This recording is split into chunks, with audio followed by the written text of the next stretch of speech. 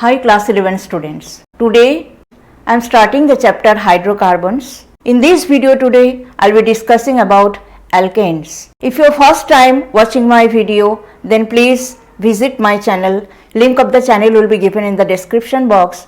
Watch my videos. If you like the videos, please subscribe my channel. Let us start the video today. You all know that a cyclic or open chain hydrocarbons, which are also called aliphatic hydrocarbons, they are of three types: alkanes, alkenes and alkynes. You all know alkanes are the saturated hydrocarbons. They contain only carbon-carbon single bond. Before going into all other things about alkanes like structure, physical properties, chemical properties, all these things we will discuss one by one. First of all, let us discuss the nomenclature of alkanes, which I have already discussed in my previous videos. But still इस video में भी दो nomenclature पहले हम कर लेते हैं. इसमें जो मैंने एग्जाम्पल्स लिए हैं उसमें कॉम्प्लेक्स सब्सटीट्यूएंट है, मतलब जो एल्काइल ग्रुप जो है कनेक्टेड है विद द पेरेंट चेन, उस एल्काइल ग्रुप में सब्सटीट्यूशन है, मतलब ब्रांचिंग है. तो इसीलिए ये जो सब्सटीट्यूएंट है ये सिंपल सब्सटीट्यूएंट नहीं है, it is a complex substituent.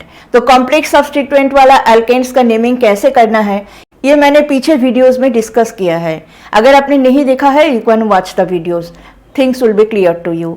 Now see two examples I have taken. First example में you can see here कि if you number the chain from left hand side or you number the chain from right hand side, ये जो carbon atom है जिसके साथ ये complex substituent attached है, इसका नंबर वही आएगा, सेम आएगा, 5 आएगा. 1 2 3 4 5, 1 2 3 4 एंड 5.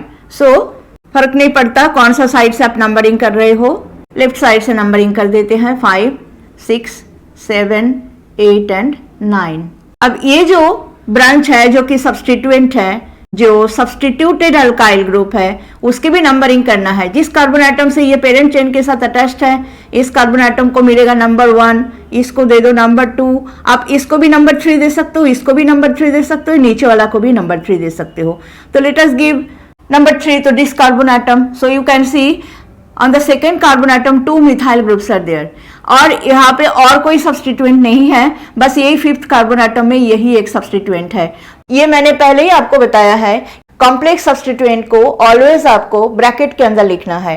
तो पहले तो आप नंबर दीजिए, कौन सा नंबर के कार्बन एटम के साथ ये कॉम्प्लेक्स सब्सटीट्यूएंट अटैच्ड है, वो है नंबर 5. तो पहले नंबर 5 आएगा.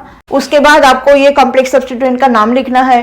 तो आपको ऑलवेज पता ही है कि लोकेंट और नेम के बीच में हाइफन होता है. तो ये हाइफन दे करके आप ब्रैकेट के अंदर लिखिए 2,2 डाइमिथाइल प्रोपाइल. 3 कार्बन एटम है तो प्रोपाइल हो जाएगा. The second carbon atom there are 2 methyl groups, so the name will be 2,2 dimethyl propyl. Bracket close, and then the name of the alkane will be known in, because there are 9 carbon atoms.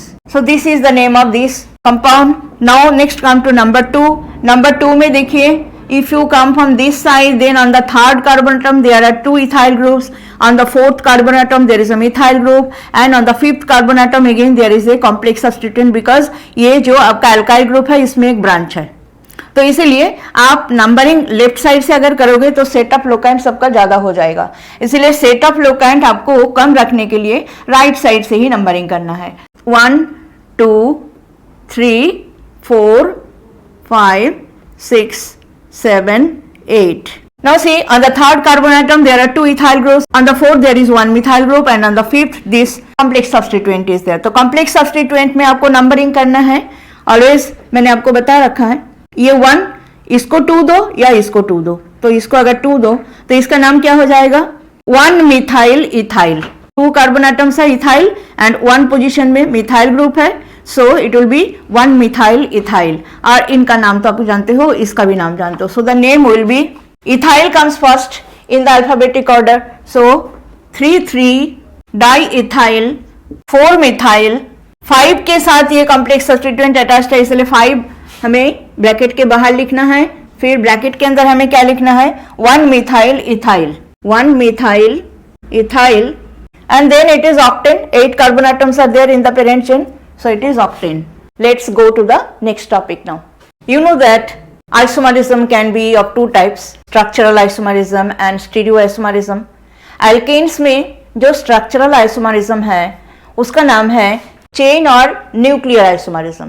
That means जिसमें carbon chain का जो arrangement है उसमें differences है. Carbon chain का arrangement में differences का मतलब क्या है, या तो स्ट्रेट चेन होगा या तो चेन में कोई ब्रांच होगा.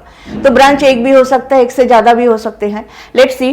तो यहाँ पे मैंने लिखा है कि मीथेन, इथेन और प्रोपेन, इनमें एक, दो या तो तीन कार्बन एटम्स है. They have only one structure in which the carbon chain can be made. एक से ज्यादा तरीका से कार्बन चेन जो है बनाया नहीं जा सकता. लेकिन butane onwards chain can be made in 2 और 3 और more than 3 types of arrangement. तो इस तरह से butane onwards they will show chain और न्यूक्लियर आइसोमरिज्म. तो फर्स्ट ऑफ ऑल ब्यूटेन का जो आइसोमर्स है उसको हम बनाते हैं, उसके बाद आगे पेंटेन का, हेक्सेन का बना देंगे. तो सी, ये ब्यूटेन है. Butane has got 2 isomers. is the straight chain CH3 CH2 CH2 CH3 which is called butane. IUPAC में ब्यूटेन और कॉमन सिस्टम में N-butane. Butane can have one more arrangement of the carbon chain, that is this CH3. On the second carbon atom there is one branch, one carbon का branch है, एक methyl group है. तो this will be called 2-methyl propane. IUPAC में 2-methyl propane, common में जिसको कहा जाता है isobutane. So butane has got these 2 chain or nuclear isomers. Now let us come to pentane. Pentane में 3 isomers होते हैं. 3 isomers. Structures क्या क्या हैं? एक तो N-pentane without any branch, CH3 CH2 CH2 CH2 CH3. This is N-pentane. IUPAC में pentane, common system में N-pentane. Now you can make the arrangement of the chain in 2 more different ways. See how it is. CH3, you can give one branch on the second carbon atom. तो 3 हो गया, 2 और CH2 CH3. ये एक arrangement हो सकते हैं. एक और अरेंजमेंट हो सकते हैं. On the second carbon atom give 2 branches. एक मिथाइल ग्रुप ऊपर, एक नीचे, ये साइड में एक. तो ये 2 चेन का अरेंजमेंट हो सकते हैं पेंटेन में, जिसपे 5 कार्बन एटम है. तो इसका नाम क्या हो जाएगा IUPAC में? 2-methyl butane. 2-methyl butane. और कॉमन सिस्टम में इसको कहा जाएगा आइसोपेंटेन. आइसो इसलिए because on the second carbon atom there is one methyl group. अब ये जो आपका स्ट्रक्चर हमने बनाया पेंटेन का, जिसमें जो चेन है उसमें सेकेंड कार्बन एटम में 2 ऐसे मिथाइल ग्रुप है. तो सेकेंड कार्बन एटम में अगर 2 इस तरह से मिथाइल ग्रुप होते हैं तो कॉमन सिस्टम में जो टर्म हम यूज करते हैं दैट इज नियो. तो नाम हो जाएगा नियोपेंटेन. और IUPAC में क्या नाम होगा? ये आपका चेन होगा. सेकेंड कार्बन एटम में 2 मिथाइल ग्रुप है. सो IUPAC नेम हो जाएगा 2,2-dimethyl propane.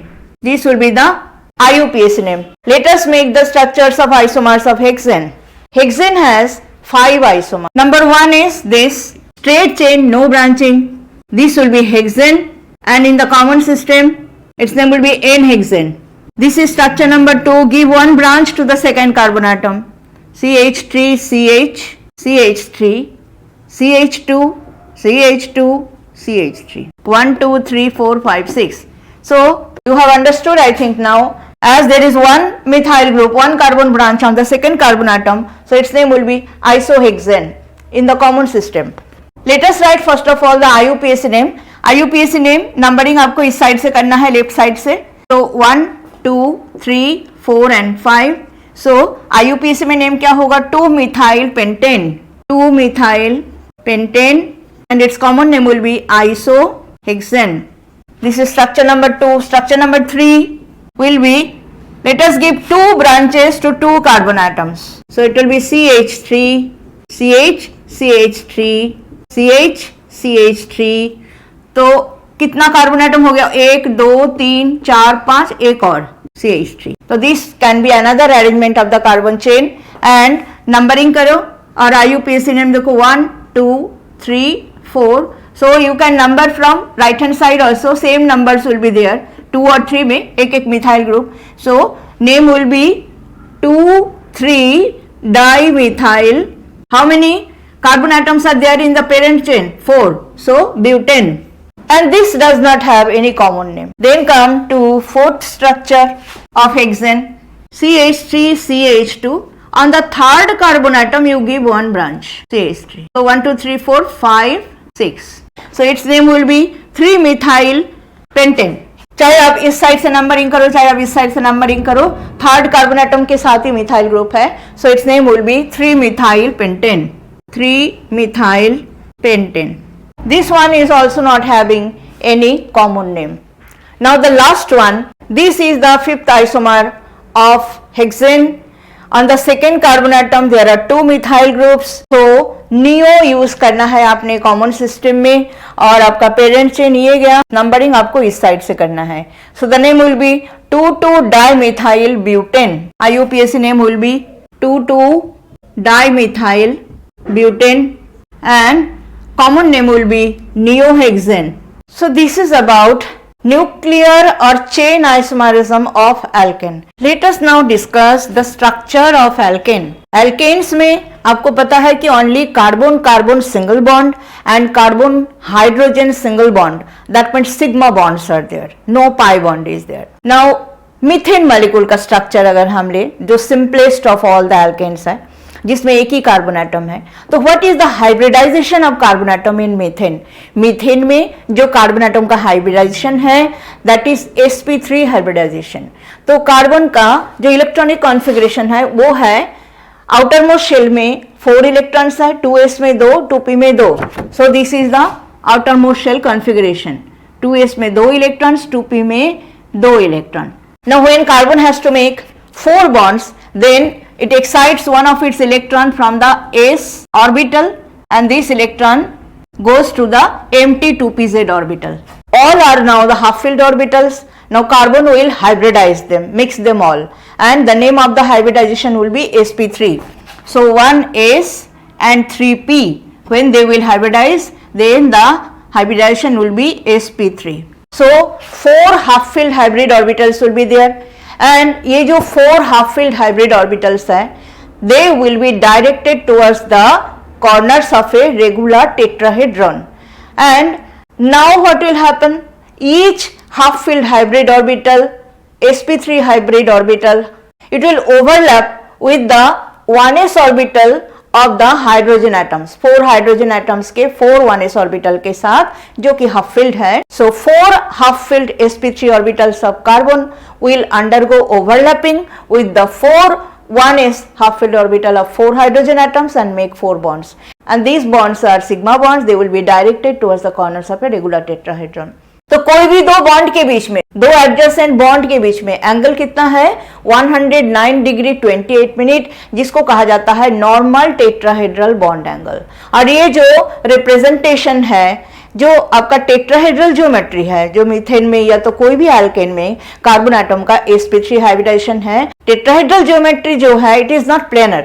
जो 4 बॉन्ड है मीथेन को लेकर के हम समझते हैं, जो 4 बॉन्ड्स है they are not in the same plane. 2 bond अगर ये प्लेन में है, जिनको मैंने सिंपल सॉलिड लाइन से दिखाया, एक बॉन्ड को हमने, ये 2 बॉन्ड को हमने वेज एंड डैश फॉर्मूला इसको कहा जाता है, ये डैश से दिखाया जो प्लेन के नीचे है, और ये जो वेज से दिखाया गया है ये प्लेन से ऊपर में है. और इस तरह से हम इनको, जो 3 डायमेंशनल स्ट्रक्चर है 2 डायमेंशनल सरफेस में, हम इस तरह से इसको रिप्रेजेंट करते हैं. तो ये हो गया methane. So now you have understood the structure of alkane. Next we will discuss methods of preparation of alkene.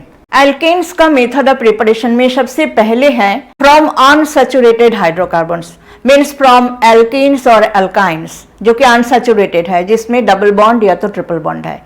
इनका अगर हम कैटालाइटिक हाइड्रोजनेशन करते हैं, that means we can add hydrogen in presence of a catalyst, जिसको कहा जाता है catalytic hydrogenation. तो क्या होगा?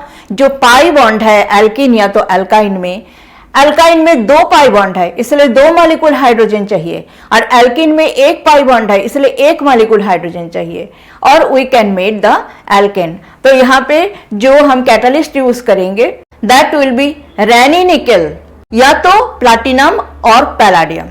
तो रैनी निकल क्या है पहले जान लेते हैं. निकेल का एक एक्टिव फॉर्म कहा जाता है रैनी निकेल को, जो कि निकेल एल्यूमिनियम एलॉय है। जब इसको ट्रीट किया जाता है सोडियम हाइड्रोक्साइड सॉल्यूशन के साथ, तो निकेल एल्यूमिनियम एलॉय में से जो एल्यूमिनियम है वो डिजॉल्व हो जाता है सोडियम हाइड्रोक्साइड में, और इस प्रोसेस में निकेल के पार्टिकल्स और छोटे छोटे हो जाते हैं। मतलब इसका जो है फाइनली डिवाइडेड फॉर्म में वो आ जाता है निकेल, और तब उसको रैनी निकेल कहा जाता है।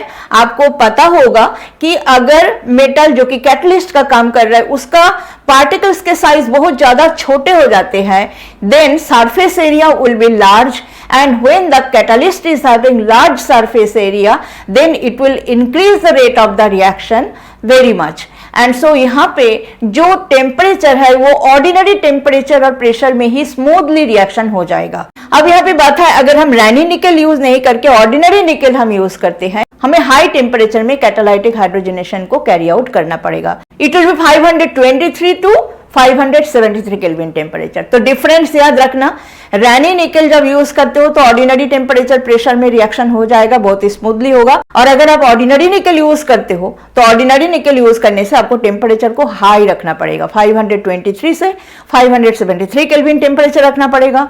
और ये जो रिएक्शन है इसका एक नेम है, और ये नेम रिएक्शन है सेबेटियर-सेंडर्स रिडक्शन और सेबेटियर-सेंडर्स रिएक्शन। ये नेम रिएक्शन है एक। तो हम लिखते हैं reactions. Suppose we take ethene first of all, CH2 double bond CH2 plus 1 molecule of hydrogen will be required because there is 1 pi bond. So rani nickel or platinum or palladium CH3 will be formed. 1 pi bond will be broken, एक hydrogen atom इस carbon के साथ, एक hydrogen atom इस carbon के साथ, ये आ जाएगा और एल्केन बन जाएगा जो कि इथेन है। यहाँ पे अगर आप प्रोपीन लेते हो CH3 CH double bond CH2, 1 molecule of hydrogen in presence of rani nickel या तो platinum और palladium, then the product will be CH3 CH2 CH3, propane मिल जाएगा। अगर हम प्रोपाइन लेते हैं CH3 C triple bond CH, as it is alkyne there are 2 pi bonds, दोनों पाई बॉन्ड को ब्रेक करोगे तो 2 मॉलिक्यूल हाइड्रोजन आना चाहिए, और जो 2 मॉलिक्यूल हाइड्रोजन है वो इनके साथ जो है अटैच हो जाएगा। एक मॉलिक्यूल आएगा, एक पाई बॉन्ड ब्रेक होगा, एक हाइड्रोजन इसके साथ, एक हाइड्रोजन इसके साथ, तो ये हो गया CH और डबल बॉन्ड CH2। एक और मॉलिक्यूल ऐड होगा, एक और पाई बॉन्ड ब्रेक होगा तो इसके साथ एक और हाइड्रोजन, तो ये हो जाएगा CH2, ये हो जाएगा CH3, and there will be single bond left only in between the 2 carbon atoms जो कि सिग्मा बॉन्ड है। सो हम यहाँ पे ऐड करेंगे 2 molecules of hydrogen, Raney nickel, platinum और palladium. Product will be CH3 CH2 CH3। Now we will use normal ordinary nickel और temperature को हम हाई कर देंगे, जिस रिएक्शन को कहा जाता है सेबेटियर-सेंडर्स रिडक्शन या तो रिएक्शन, वो देखते हैं। सो देखिए यहाँ पे ये हमने इथेन लिया है, हाइड्रोजनेशन हो रहा है, कैटालाइटिक हाइड्रोजनेशन, लेकिन यहाँ पे रैनी निकेल नहीं है, ऑर्डिनरी निकेल है, तो टेम्परेचर हमें हाई रखना पड़ेगा। इसके जैसा ऑर्डिनरी टेम्परेचर और प्रेशर में रिएक्शन नहीं होगा, तो यहाँ पे टेम्परेचर 523 से 573 केल्विन, ये बन रहा है इथेन। अगर आपने इथाइन लिया तो 2 मॉलिक्यूल हाइड्रोजन चाहिए, वही ऑर्डिनरी निकेल, टेम्परेचर रेंज जो है 523 से 573 केल्विन, बनेगा इथेन, और इसी का ही नाम है सेबेटियर-सेंडर्स रिएक्शन या तो रिडक्शन। तो this is a name reaction, first name reaction in the alkene chapter. तो ये जरूरी है जानना कि ये जो नेम रिएक्शन ये है क्या, क्योंकि नेम रिएक्शन पेपर में आपको लिखने देते हैं। मेथड ऑफ प्रिपरेशन में सेकेंड मेथड जो है that is from alkyl halide. Alkyl halide से एल्केन बनाने का मेथड 2 है, एक तो है फ्रॉम ग्रिग्नार्ड रिएजेंट्स और दूसरा है वर्ड्स रिएक्शन। तो वर्ड्स रिएक्शन हम बाद में डिस्कस करते हैं, पहले है ग्रिग्नार्ड रिएजेंट क्या है वो जान लेते हैं। ग्रिग्नार्ड रिएजेंट से एल्केन कैसे हम बना सकते हैं। तो ग्रिग्नार्ड रिएजेंट्स आर, ये जो मैंने जनरल फॉर्मूला लिख दिया है, RMgX means alkyl magnesium halides, इनको कहा जाता है ग्रिग्नार्ड रिएजेंट। अब ग्रिग्नार्ड रिएजेंट हम कैसे प्रिपेयर करेंगे? पहले तो हमें ग्रिग्नार्ड रिएजेंट प्रिपेयर करना है, उसके बाद हम ग्रिग्नार्ड रिएजेंट का इस्तेमाल करके एल्केन बनाएंगे। तो देखो, ग्रिग्नार्ड रिएजेंट को प्रिपेयर करने के लिए अल्काइल हैलाइड और मैग्नीशियम मेटल में हमें रिएक्शन करना है इन प्रेजेंस ऑफ ड्राई ईथर। तो बन जाएगा अल्काइल मैग्नीशियम ब्रोमाइड, मतलब यहाँ पे इथाइल मैग्नीशियम ब्रोमाइड बन गया, जो कि आपका ग्रिग्नार्ड रिएजेंट है। अब यहाँ पे एक चीज ध्यान दीजिए, हमने लिखा कि एनहाइड्रस कंडीशन में हमें ग्रिग्नार्ड रिएजेंट को प्रिपेयर करना है। एक्वस सॉल्यूशन मतलब मॉइस्चर का तो बिल्कुल भी प्रेजेंस नहीं होना चाहिए। क्या होगा अगर मॉइस्चर प्रेजेंट है, या तो अल्कोहल या अमोनिया, इस टाइप का सब्सटेंसेस अगर प्रेजेंट है जिनके पास एक्टिव हाइड्रोजन होते हैं। अब एक्टिव हाइड्रोजन बोलने से हम क्या समझते हैं? जैसे कि वाटर हो गया, अल्कोहल हो गया, अमोनिया हो गया। वाटर में ऑक्सीजन एटम के साथ 2 हाइड्रोजन एटम अटैच्ड है। ये जो हाइड्रोजन एटम यहाँ पे एक हाईली इलेक्ट्रोनेगेटिव एटम के साथ अटैच्ड है, जो कि यहाँ पे ऑक्सीजन है। तो क्या हो सकते हैं कि ऑक्सीजन और हाइड्रोजन में इलेक्ट्रोनेगेटिविटी डिफरेंस काफी ज्यादा होने की वजह से ये हाइड्रोजन इजीली एज प्रोटॉन निकाल सकते हैं, क्योंकि ये बॉन्ड जो है हाईली पोलर बॉन्ड है। और ग्रिग्नार्ड रिएजेंट फिर क्या है? ग्रिग्नार्ड रिएजेंट हाईली रिएक्टिव है। हाईली रिएक्टिव इस वजह से है ये जो, अगर हम सिंपल ये लेते हैं CH3MgBr, ये ले लेते हैं, ये जो कार्बन और मैग्नीशियम के बीच में बॉन्ड है, it is highly polar, because carbon का जो इलेक्ट्रोनेगेटिविटी है वो है 2.5 और मैग्नीशियम का जो इलेक्ट्रोनेगेटिविटी है वो काफी कम है 1.2, because magnesium is a metal. आपको पता है कि पीरियड में जैसे आप लेफ्ट से राइट की तरफ चलते हो, लेफ्ट साइड में कौन है? लेफ्ट साइड में मेटल्स हैं, और जैसे जैसे आप राइट हैंड साइड की तरफ जा रहे हो नॉन मेटल्स आ रहा है। तो कार्बन तो एक नॉन मेटल है, तो non metals are highly electronegative in nature. Metals का तो इलेक्ट्रोनेगेटिविटी बहुत ही कम है, because metals are electropositive in nature. तो कार्बन और मैग्नीशियम में जो है इलेक्ट्रोनेगेटिविटी डिफरेंस काफी ज्यादा है। इसका इलेक्ट्रोनेगेटिविटी है 2.5 और इसका है इलेक्ट्रोनेगेटिविटी 1.2। तो ये बॉन्ड जो है, ये जो CMg बॉन्ड जो है, it is highly polar bond. Magnesium और ब्रोमीन के बीच में तो आयोनिक बॉन्ड है, लेकिन ये जो कार्बन और मैग्नीशियम के बीच में कोवैलेंट बॉन्ड है, and it is highly polar, and that's why Grignard reagents are very very reactive. So what will happen if moisture is present? Moisture मतलब वाटर से एक एक्टिव हाइड्रोजन को इजीली जो है ये एक्सेप्ट करके एल्केन में कन्वर्ट हो जाएगा। तो इसीलिए ग्रिग्नार्ड रिएजेंट आपको तब नहीं मिलेगा। तो that's why Grignard reagent prepare करने के टाइम ग्रिग्नार्ड रिएजेंट किसी तरह से भी मॉइस्चर का जो है कांटेक्ट में ना आए, ये हमें देखना होता है। That's why we use dry ether while preparing the Grignard reagents. तो ये क्वेश्चन भी पूछा जाता है, why Grignard reagents are prepared in the anhydrous condition. तो आपको आंसर में यही बोलना है कि अगर एनहाइड्रस कंडीशन में हम ना प्रिपेयर करें, मॉइस्चर अगर प्रेजेंट हो, तो वो तुरंत क्या करेगा? मॉइस्चर मतलब वाटर से वो हाइड्रोजन एटम को एक्सेप्ट कर लेगा और जो है अल्केन में कन्वर्ट हो जाएगा। तो यही चीज हम यहाँ पे यूज करेंगे। ग्रिग्नार्ड रिएजेंट एक बार हमने बना लिया, उसके बाद ग्रिग्नार्ड रिएजेंट से वाटर का या तो अल्कोहल का हम रिएक्शन करेंगे। तो अल्कोहल में भी हाइड्रोजन है, वो एस प्रोटॉन निकाल सकते हैं। वाटर में भी हाइड्रोजन है जो कि ऑक्सीजन के साथ अटैच्ड है, जो कि हाईली इलेक्ट्रोनेगेटिव है। अमोनिया में हाइड्रोजन जो है नाइट्रोजन के साथ अटैच्ड है, जो कि हाईली इलेक्ट्रोनेगेटिव है। तो इस तरह से ये जो सब कंपाउंड्स है, इसके साथ अगर ग्रिग्नार्ड रिएजेंट रिएक्शन करे तो ग्रिग्नार्ड रिएजेंट से हमें एल्केन मिलेगा। Now see how the reaction is. CH3CH2 MgBr plus water, what will form? Water से एक एक्टिव हाइड्रोजन इस पार्ट को मिल जाएगा, ये जो आपका पार्ट है। कार्बन यहाँ पे नेगेटिवली चार्ज है, मैग्नीशियम पॉजिटिवली चार्ज है। ये बॉन्ड बहुत ज्यादा पोलर है, इजीली टूट जाएगा और यहाँ से H प्लस आएगा तो इसके साथ जुड़ जाएगा और आपको एल्केन जो मिलेगा that will B this CH3CH3। और आपका वाटर में क्या रह गया? अभी OH रह गया। अभी OH माइनस क्या होगा?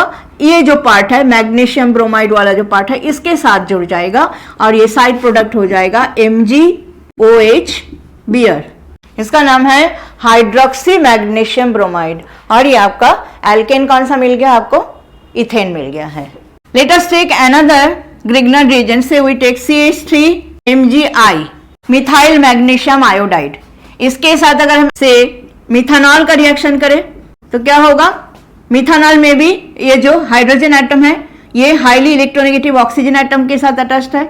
सो ग्रिग्नार्ड रिएजेंट के प्रेजेंस में क्योंकि ये बॉन्ड बहुत पोलर है, तो इसके साथ ये जो हाइड्रोजन है ये तुरंत ही बाहर निकल जाएगा और ये CH3 के साथ जुड़ जाएगा, बिकॉज ये पार्ट में क्या है, ये पॉजिटिवली चार्ज है, ये नेगेटिवली चार्ज है।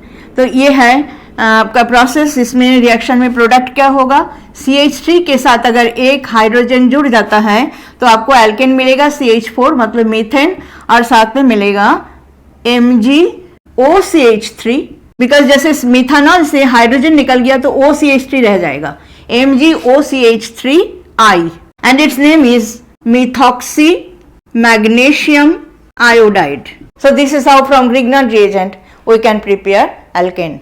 The next method to prepare alkane from alkyl halide is War's reaction. War's reaction में हम alkyl halide को ट्रीट करते हैं मेटेलिक सोडियम के साथ in presence of dry ether और बनते हैं alkane which is having double the number of carbon atoms present in the alkyl group of the alkyl halide. तो ये जो मेथड है वर्स रिएक्शन, इसमें जो है हम ओनली सिमेट्रिकल एल्केन को प्रोड्यूस कर सकते हैं, अनसिमेट्रिकल एल्केन को नहीं प्रोड्यूस कर सकते हैं। तो रिएक्शन हम देखते हैं कि रिएक्शन में किस तरह से एल्केन बनते हैं। ये सपोज मिथाइल ब्रोमाइड के साथ सोडियम मेटल रिएक्शन कर रहा है, ये मिथाइल ब्रोमाइड के 2 मॉलिक्यूल होंगे, 2 सोडियम होंगे, और ये जो है हैलोजेंस, ये हैलोजेंस और सोडियम मेटल जुड़ जाएंगे आपस में, और रिएक्शन को कैरी आउट करना पड़ेगा आपको ड्राई ईथर के प्रेजेंस में, और बनेगा एल्केन ये CH3 प्लस 2 NaBr। अगर आपका अल्काइल हैलाइड है CH2CH2I, इसका भी 2 मॉलिक्यूल लेना होगा, तो सोडियम मेटल रहेगा, दूसरा मॉलिक्यूल को हम I इस साइड में लिख करके अल्काइल ग्रुप को इस साइड में लिख देंगे ताकि हम दिखा पाए कि किस तरह से ये जुड़ जाते हैं और सोडियम हैलाइड बन जाते हैं। ड्राई ईथर के प्रेजेंस में रिएक्शन होगा and the alkene formed will be butane CH3CH2 और इसका CH2CH3 इसके साथ जुड़ जाएगा CH2CH3 प्लस 2 NaI। तो अब देखिए फर्स्ट केस में जो एल्केन बने हैं उसमें ये जो अल्काइल हैलाइड के अल्काइल ग्रुप है उसमें 1 कार्बन एटम है और जो एल्केन आपका फॉर्म हुआ है उसमें 2 कार्बन एटम है। तो दैट मीन्स अल्काइल ग्रुप में जितना कार्बन एटम है उसके डबल नंबर में कार्बन एटम होंगे जो एल्केन फॉर्म होंगे। इसमें अल्काइल ग्रुप में 2 कार्बन एटम है और जो एल्केन बने हैं इसमें 4 कार्बन एटम है। तो this is ethane, this is butane.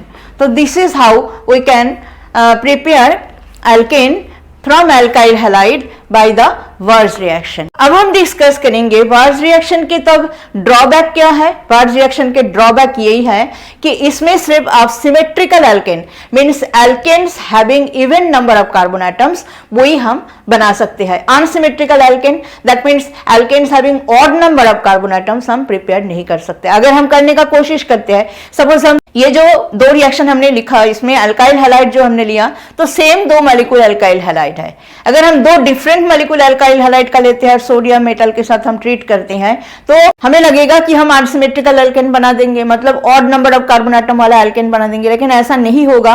और ऐसा जो है क्यों नहीं होगा, उसका प्रॉब्लम क्या है वो हम डिस्कस करते हैं।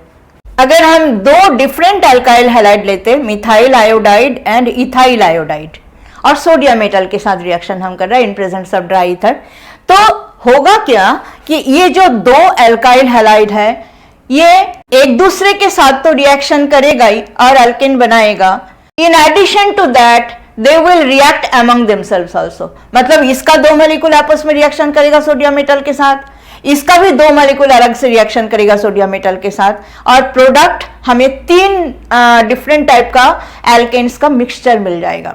ये जो 3 डिफरेंट एल्केन्स का मिक्सचर हमें मिलेगा, इनके बॉइलिंग पॉइंट्स इतना क्लोज होंगे कि फ्रैक्शनल डिस्टिलेशन मेथड में भी हम उन एल्केन्स को एक दूसरे से सेपरेट नहीं कर पाएंगे। तो that means it is having no practical utility. That means आप ऑड नंबर में एल्केन जो है इस मेथड में नहीं प्रिपेयर कर सकते हो। Let's see what are the products, क्या क्या प्रोडक्ट यहाँ पे बनते हैं। ये दोनों जब आपस में रिएक्ट करेंगे तब तो ये वाला बनेगा CH3, ये इस तरह से ज्वाइन हो जाएंगे 2 NaI, और ये बनेगा CH3CH2CH3 प्लस 2 NaI। अब क्या होगा, इसके 2 मॉलिक्यूल भी सोडियम मेटल के साथ आपस में रिएक्शन करेंगे CH3I plus 2 Na plus ICH3, तो ये रिएक्ट कर जाएंगे और क्या बनेगा CH3CH3 प्लस 2 NaI। तो ये जो हमने इथाइल आयोडाइड लिया था, उसका भी 2 मॉलिक्यूल आपस में सोडियम मेटल के साथ कंबाइन हो जाएंगे और ये एल्केन बनेंगे। तो आप देखिए, अगर 2 अलग अलग एल्काइल हैलाइड के साथ अब सोडियम मेटल का रिएक्शन कर रहा है ड्राई ईथर के प्रेजेंस में, then you will get a mixture of 3 alkanes. This is propane, this is ethane and this is butane. ये जो 3 एल्केन का मिक्सचर है, 3 एल्केन का मिक्सचर से आप एल्केन्स को सेपरेट नहीं कर पाओगे because their boiling points are very close. They can not be separated by fractional distillation method also, and that is the problem of making unsymmetrical alkene by Wurtz reaction. तो Wurtz reaction का यही drawback है। आगे हम discuss करते हैं कि जब भी कोई आप बुक में भी रिएक्शन पढ़ोगे, जब इस तरह से एल्काइल हैलाइड का आपको रिएक्शंस कहा जाएगा कि alkyl halide plus this will form alkane, तो most of the time it will be mentioned that preferably alkyl bromide और अल्काइल आयोडाइड, अल्काइल क्लोराइड नहीं लेने के लिए कहा जाएगा। इसका रीजन क्या है? जब आप अल्काइल हैलाइड्स का रिएक्टिविटी को जानोगे तभी आप समझोगे कि क्यों ये कहा जा रहा है कि प्रेफरेबली अल्काइल ब्रोमाइड और अल्काइल आयोडाइड। तो अल्काइल हैलाइड्स का रिएक्टिविटी ऑर्डर को हम थोड़ा सा जान लेते हैं। So before I discuss the reactivity order of alkyl halides, late us discuss ये जो हमने अभी डिस्कस किया वर्ज रिएक्शन, उसमें हमने ड्राई ईथर का प्रेजेंस में क्यों हमने रिएक्शन को कैरी आउट किया, बिकॉज ये जो अल्काइल हैलाइड है ये डिजोल्व करता है डाइथाइल ईथर में, ये वाटर में डिजोल्व नहीं करता है। आपको पता है कि कोई भी सब्सटेंस अगर पोलर हो, definitely alkyl halides are polar. Alkyl halides are polar because ये जो RX है इसमें X तो हैलोजन है, X will be slightly negatively charge, the R में जो कार्बन है that will be positively charge because halogens are more electronegative than carbon. तो दैट मीन्स ये बॉन्ड पोलर है। So alkyl halides are polar substances, but then why in spite of being polar they do not dissolve in water? The reason is water molecule में hydrogen bond present है और alkyl halide के बीच में क्या है? Dipole interaction है। अब जब अल्काइल हैलाइड को वाटर में ऐड किया जाता है तो अल्काइल हैलाइड और वाटर मॉलिक्यूल के बीच में जो new forces of attraction setup होते हैं वो इतना एनर्जी रिलीज नहीं करते हैं ताकि जो हाइड्रोजन बॉन्ड्स प्रेजेंट है वाटर में वो ब्रेक कर पाए, and that's why alkyl halides are not soluble in water although they are polar, they dissolve in organic solvents, non polar solvents में वो डिजॉल्व हो जाते हैं, जैसे कि ईथर, उसके बाद कार्बन टेट्राक्लोराइड, बेंजीन, ये सब में ये डिजॉल्व हो जाते हैं। इसलिए हमने वर्ज रिएक्शन में यहाँ पे ड्राई ईथर लिखा है because alkyl halides will dissolve in dry ether. Now let us come to the reactivity order of the alkyl halides. ये जो आपका अल्काइल हैलाइड्स है RF, RCl, RBr, RI, ये है आपके अल्काइल हैलाइड्स। तो इनका रिएक्टिविटी ऑर्डर क्या होना चाहिए? देखो, फ्लोरीन, क्लोरीन, ब्रोमीन, आयोडीन, जैसे जैसे आप ऊपर से नीचे आ रहे हो इलेक्ट्रोनेगेटिविटी इज ग्रेजुअली डिक्रीजिंग। तो पोलैरिटी क्या होना चाहिए? पोलैरिटी ग्रेजुअली डिक्रीज होना चाहिए। अगर हम मिथाइल हैलाइड्स को ले लें, मिथाइल हैलाइड जैसे CH3F, CH3Cl, CH3Br, CH3I, इसमें पोलैरिटी किस ऑर्डर में डिक्रीज होनी चाहिए? पोलैरिटी सबसे ज्यादा इसमें होना चाहिए, देन इसमें, देन इसमें, देन इसमें। मतलब methyl fluoride should be the most polar one and then the polarity should gradually decrease up to methyl iodide. But then यहाँ पे भी थोड़ा सा डिफरेंस दिखा जाता है। वो क्या है? मिथाइल क्लोराइड का जो पोलैरिटी है वो मिथाइल फ्लोराइड से ज्यादा है, जबकि क्लोरीन का इलेक्ट्रोनेगेटिविटी फ्लोरीन से कम है। डाइपोल मोमेंट कैलकुलेट करने से आपको पता ही है कि पोलैरिटी का पता चलता है। डाइपोल मोमेंट 0 है मतलब नॉन पोलर है सब्सटेंस, डाइपोल मोमेंट का एक वैल्यू है मतलब सब्सटेंस पोलर है। तो इन सब का जब डाइपोल मोमेंट कैलकुलेट किया गया तब देखा गया कि इसका डाइपोल मोमेंट वैल्यू CH3Cl का CH3F से स्लाइटली ज्यादा है।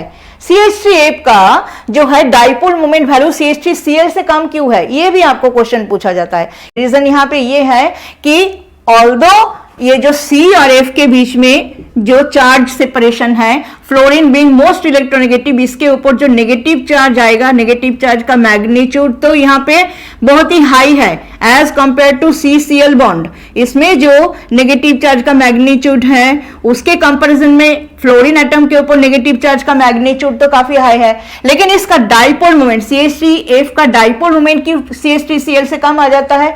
Because dipole moment is equal to what? Dipole moment is equal to charge into distance. जो C और F के बीच में जो डिस्टेंस है वो काफी स्मॉल है due to the very small size of fluorine, and that's why ये जो प्रोडक्ट है ये कम आता है इन CH3F then compare to CH3Cl। तो दिस इज द रीजन। उसके बाद ग्रेजुअली ये दोनों में CH3Br और CH3I में कम होगा। दैट मीन्स जो पोलैरिटी ऑर्डर है CH3Cl greater than CH3F greater than CH3Br greater than CH3I। तो as you know, greater the polarity, greater should be the reactivity। ये तो नॉर्मल सी बात है। तो reactivity order also should be like this only। Actually जो alkyl halides के reactivity है, reactivity order है, वो ये है। अगर मिथाइल हैलाइड्स को ही ले लो तो सबसे ज्यादा रिएक्टिव होगा CH3I greater than CH3Br greater than CH3Cl greater than CH3F। ऐसा क्यों?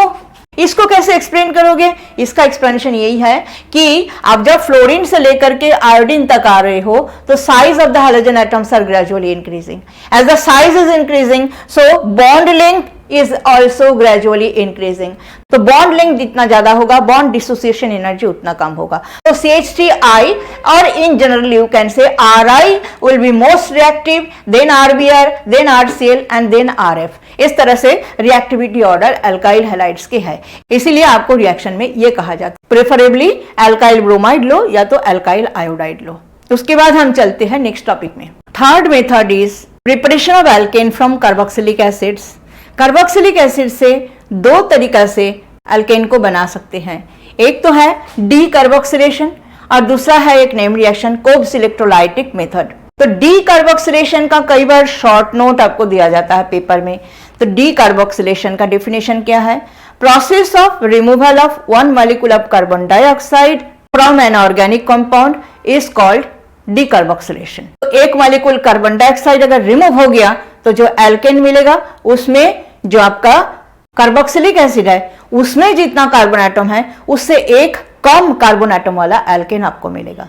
तो इसके लिए हम क्या करते हैं? कार्बोक्सिलिक एसिड्स को सोडा लाइम के साथ ट्रीट करते हैं।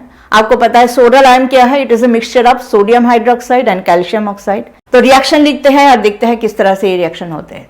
तो RCOOH मतलब कार्बोक्सिलिक एसिड और सोडा लाइम में सोडियम हाइड्रोक्साइड रिएक्शन में पार्ट लेगा।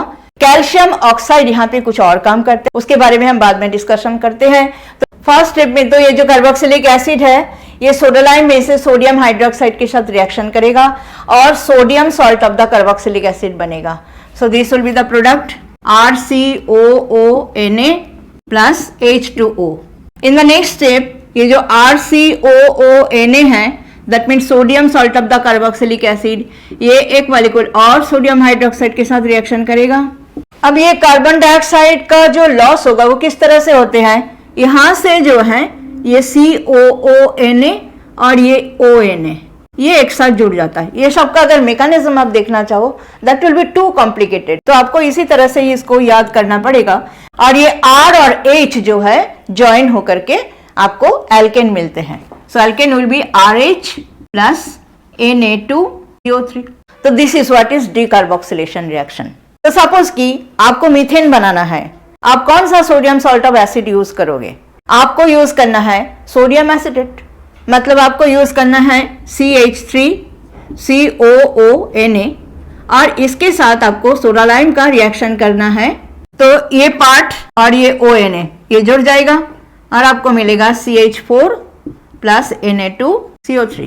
Now let us discuss the role of calcium oxide in this reaction. Sodium hydroxide जो है ये बहुत ही ज्यादा हाइग्रोस्कोपिक है नेचर में, मॉइस्चर एब्जॉर्ब कर लेते हैं और गीला हो जाता है तो उससे काम होना मुश्किल है, इसलिए कैल्शियम ऑक्साइड यहाँ पे वही रोल प्ले करता है। एक तो रिएक्शन को हाई टेम्परेचर में पॉसिबल करता है और दूसरा है सोडियम हाइड्रोक्साइड को ये जो है ड्राई रखता है। तो ये दो रोल जो है कैल्शियम ऑक्साइड प्ले करता है। ये रिएक्शन ओनली सोडियम हाइड्रोक्साइड के साथ भी हो सकता था, लेकिन सोडा लाइम इसीलिए यूज किया जाता है बिकॉज कैल्शियम ऑक्साइड ये दो रोल प्ले करते हैं। Now I will discuss the second method जिसमें भी डिकार्बोक्सिलेशन होती है और आपको एल्केन मिलता है, उसका नाम है Kolbe's electrolytic method. This is a name reaction. तो इसमें हम क्या करेंगे, सोडियम या potassium salt of carboxylic acid का जो कॉन्सेंट्रेटेड एक्वस सॉल्यूशन है उसका इलेक्ट्रोलिसिस किया जाएगा। तो इसमें हम रिएक्शन लिखते हैं। सो देखिए यहाँ पे हमने sodium salt of acetic acid लिया जिसको हम सोडियम एसिटेट कहते हैं, उसका कॉन्सेंट्रेटेड एक्वस सॉल्यूशन का हमने इलेक्ट्रोलिसिस किया। हमें प्रोडक्ट क्या मिला, इथेन, साथ में सोडियम हाइड्रोक्साइड, हाइड्रोजन गैस और कार्बन डाइऑक्साइड का एलिमिनेशन हो गया। तो यहाँ पे ये तो इलेक्ट्रोलिसिस का प्रोडक्ट हमने लिख दिया। अब हम देखते हैं कैथोड में क्या रिएक्शन होते हैं और एनोड में क्या रिएक्शन होते हैं, अलग अलग से हम देखते हैं। At cathode positively charged ions they will go to the cathode.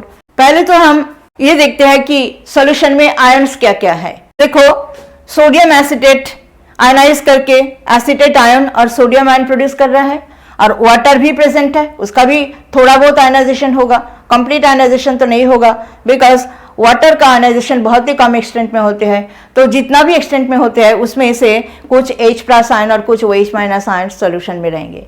अभी दो पॉजिटिव आयन हो गए, एक तो H+ आयन, एक है सोडियम आयन। इन दोनों में से कैथोड में किसका रिडक्शन होगा, that will depend upon the reduction potential value. जिसका रिडक्शन पोटेंशियल वैल्यू हाई है उसका डिपोजिशन हो जाएगा कैथोड में, जिसका लो है उसका रिडक्शन नहीं हो पाएगा। तो let us write down the reduction potential values of sodium ion and H+ ion. E0Na+/Na ये वैल्यू है -2.71 वोल्ट एंड E0H+/H2 ये वैल्यू है 0.00 वोल्ट। तो you can see easily out of this two sodium ion के comparison में H+ का reduction potential value जो है हाई है, ये माइनस में है, ये 0 वोल्ट है। तो इसका ही रिडक्शन होगा कैथोड में और आपको कैथोड में क्या मिलेगा, हाइड्रोजन गैस मिल जाएगा। This will be the reaction at cathode H2। और एनोड में क्या होगा, ये जो दो नेगेटिवली चार्ज आयन है एसिटेट आयन और हाइड्रोक्साइड आयन, इन दोनों में से इसका हो जाएगा डिस्चार्ज एनोड में। दैट मीन्स ये CH3COO- ये पहले दो इलेक्ट्रॉन छोड़ देगा और CH3COO में कन्वर्ट हो जाएगा जो कि बिल्कुल अनस्टेबल है। तो ये अनस्टेबल होने के नाते साथ साथ में ये डिकम्पोज कर जाएगा और ये प्रोड्यूस करेगा CH3CH3 + 2CO2। ये है आपका रिएक्शन एनोड में। तो देखो सॉल्यूशन में तब क्या क्या हो गया, कार्बन डाइऑक्साइड तो निकल जाएगा, सोडियम आयन भी डिस्चार्ज नहीं हो पाता, ये सॉल्यूशन में रह जाता है, OH- भी डिस्चार्ज नहीं होता है, वो भी सॉल्यूशन में रह जाता है। तो दोनों मिलके सोडियम हाइड्रोक्साइड बनाता है। तो हमारा टोटल प्रोडक्ट्स क्या क्या है, एक तो है एल्केन, सोडियम हाइड्रोक्साइड, हाइड्रोजन और कार्बन डाइऑक्साइड। तो इस तरह से कोब्स इलेक्ट्रोलाइटिक मेथड में हम क्या कर सकते हैं, एल्केन बना सकते हैं। तो ये जो मेथड है कोब्स इलेक्ट्रोलाइटिक मेथड, इसका भी ड्रॉबैक वही है, इस मेथड में भी हम जो है इवन नंबर ऑफ कार्बोनेटोम वाला एल्केन ही बना सकते हैं, अनसिमेट्रिकल एल्केन बना नहीं सकते।